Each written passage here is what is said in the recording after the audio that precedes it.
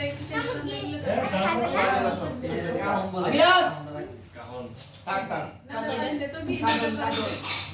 আবার তোমার নিচে তাকিয়েছিল হ্যাঁ সামনে চেক করো আমি আজ আসো তোমার জ্যাকেটটা খুলে দিই কোটে বড় ভালো করে নাম